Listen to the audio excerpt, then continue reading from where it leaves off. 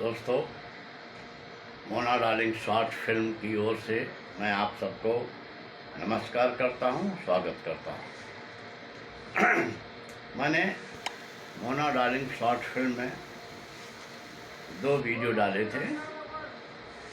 Good Friday को good क्यों कहते हैं और गुड फ्राइडे के दिन क्रॉस पर यीशु मसीह के बोले गए 7वां वचन पूरा हुआ।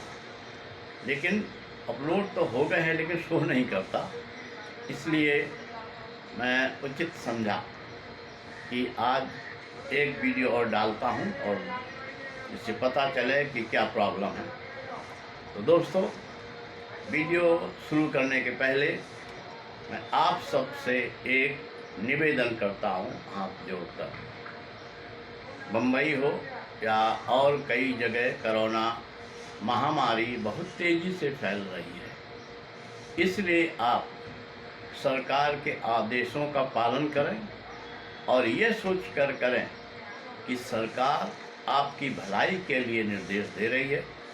बाहर जाएं तो मास्क लगाएं और मास्क लगाने की मास्क ना लगाएं ऐसा कोई भूल ना करें। और घर से बाहर जाकर जब अंदर आते हैं तो साबुन से हाथ को अच्छे ढंग से धोएं और आप सुरक्षित रहें। आपकी सुरक्षा सरकार की भी चिंता है और आप खुद चिंता करें कि आप सुरक्षित रहें और तंदुरुस्त रहें। तो दोस्तों, मैं आपको इस चैनल में एक आपको कहानी बता रहा हूँ।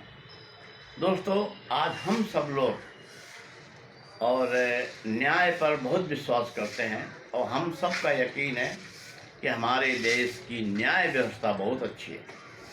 और जिस देश की न्याय व्यवस्था अच्छी होती है वहाँ का राजा की तारीफ होती है और वहाँ के न्याय व्यवस्था की तारीफ होती है। तो दोस्तों, एक पुराने ज़माने में भी हमारे देश में बहुत से छोटे छोटे राज हुआ करते थे।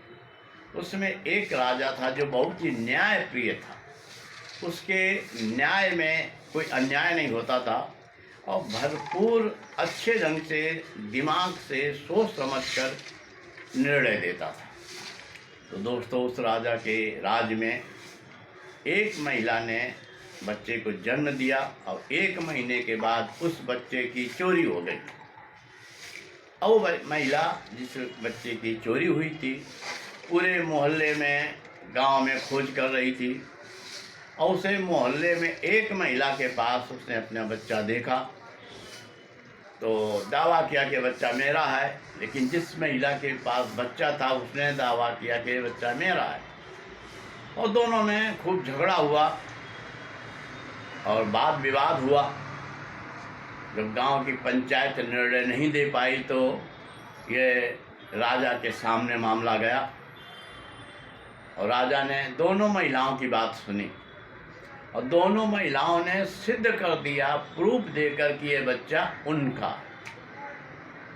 राजा बहुत परेशान हुआ कि दोनों महिलाओं के पास प्रूफ है और दोनों महिलाएं सिद्ध कर रही हैं कि बच्चा उनका। राजा ने कहा, कल आओ, कल मैं न्याय दूंगा। राजा रात भर सोचता रहा, सोच कर उसने एक निर्णय लिया। जब सुबह हुआ तो राजा ने अपने सिंहासन के सामने एक टेबल रखवाया, एक बढ़ई को बुलाया कि तुम आरी लेकर के राज दरबार में पहुँचो। दूसरा दिन जब समय हुआ तो दोनों महिलाएं आईं। राजा ने कहा कि ये तो मैंने आप दोनों का प्रूफ देखा और बातें सुनी और आप दोनों ने सिद्ध कर दिया कि आप दोनों जन का बच्चा है। इसलिए मैंने यह निर्णय लिया है, इस बच्चे को चीर कर 2 भागों में करके एक एक भाग दोनों महिलाओं को दे दूंगा। और राजा ने आदेश दिया उस महिला को जिसके पास बच्चा था कि बच्चे को इस सामने वाली टेबल में लिटा दो। उस महिला ने बच्चे को टेबल में लिटा दिया और बढ़ई आरी लेकर बच्चे के करीब पहुंचा तो वो महिला जो जिसने बच्चे को जन्म दिया था, वो रो करके तड़पने लगी और चिल्लाने लगी, महाराज ये बच्चा मेरा नहीं है, ये बच्चा उसी महिला को दे दो जिसके पास है, मैं झूठ बोल रही हूँ, ये बच्चा मेरा नहीं है, मुझे बच्चा मत दो। ऐसा करके फूट फूट करके रोने लगी। राजा ने तुरंत निर्णय दिया और बच्चा उस महिला को दे दिया जो रो रही थी, जो बच्चे को इनकार कर रही थी, और उस महिला को जो बच्चे को टेबल में लिटा करके शांत खड़ी थी। राजा ने कहा यह महिला चोर है, क्योंकि माँ की ममता कभी अपने बच्चे को मरते हुए, चीरते हुए नहीं देख सकती। और राजा ने सच्चा न्याय किया। दोस्तों, हमारे आपके जीवन में जो हम अच्छे अच्छे पदों पर रहते हैं, न्याय विभाग से लेकर पुलिस विभाग तक, और कंपनियों में भी मैनेजर, सीईओ, डायरेक्टर सब होते हैं, हम सबको न्याय करना पड़ता है। तो हम लोगों को ये सोचना चाहिए और ये सोचकर न्याय करना चाहिए कि किसी के साथ अन्याय ना हो।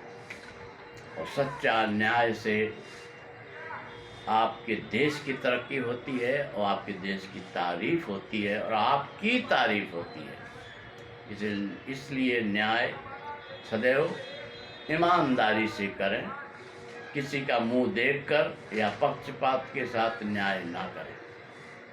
दोस्तों, कहानी कैसी लगी आप ज़रूर हमें बताएं। इस कहानी के इस चैनल को लाइक करें, सब्सक्राइब करें। नमस्कार।